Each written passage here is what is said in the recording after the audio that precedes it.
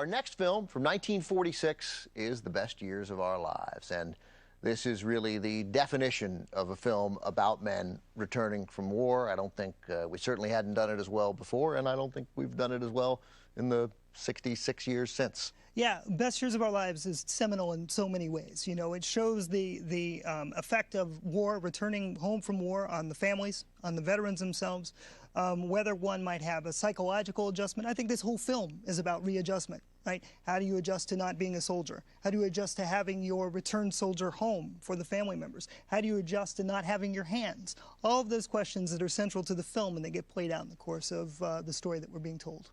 It's the story of three soldiers coming home, Frederick March, Dana Andrews, and Harold Russell. We'll work backwards a little bit.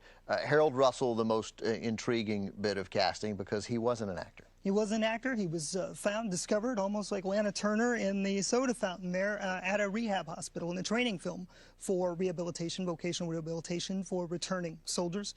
Weiler saw him and said, let's make some changes to what they'd planned to do with the script to incorporate his character and the specific physicality that he had. Yeah, William Wyler, the director, he saw that training film that Harold Russell was in. He'd lost both his hands in an explosion. He was training paratroopers in the States, and he thought he was compelling in that film and cast him in this. And he then delivered really a remarkable performance.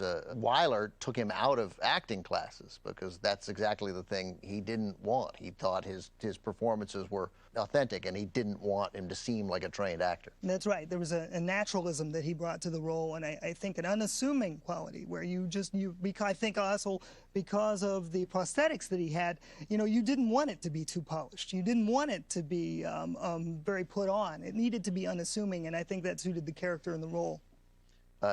Dana Andrews' problems are more psychological, and the film really investigates that in a way that I found, in hindsight, find surprising for a movie in 1946. Yeah, what we used to call shell shock, right? Now we might call PTSD. It's something common for every soldier returning from every different type of war. We see that readjustment, I think, particularly painful for him, particularly difficult for him. Where does he turn? You know, I think that was an era when men did not go to see psychiatrists. Yeah. You know, they didn't see psychologists. They didn't really open up in the same way that we're encouraged Forget to opening today. Up to a psychologist or psychiatrist. They didn't really talk to anybody. Right. And so if they talked to anybody, they might have talked to another veteran. Right. Another soldier might have understood what they were going through. But there wasn't really the space to talk to your family or your friends about it who hadn't been there.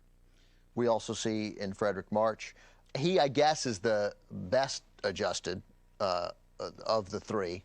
But it's still incredibly difficult reconnecting with his family and with a grown daughter. Right, and you see him starting to drink. You see him starting to be angry. You know, he sort of makes a decision. Wait a minute, I can't do this. Let's go out on the town. Let's, you know, celebrate that we're here. You see sort of a shift in him occur that takes him in a different direction throughout the film. But you still see the struggle, particularly when it comes to employment. Was The Best Years of Our Lives ahead of its time? I think it was of its time. I think it was made at a point in time where these questions were being asked, where people were readjusting, and it was reflective of the times that people were living. I think by putting a real live disabled person on screen as an actor, it was ahead of its time. It understood that you couldn't do that with special effects. It wanted that authenticity that only Russell could bring to the role, and that made all the difference. All right. Thanks very much, Lawrence. Let's take a look at the film. It's the winner of 7 Academy Awards, also won a special honorary Oscar for Harold Russell from 1946, The Best Years of Our Lives.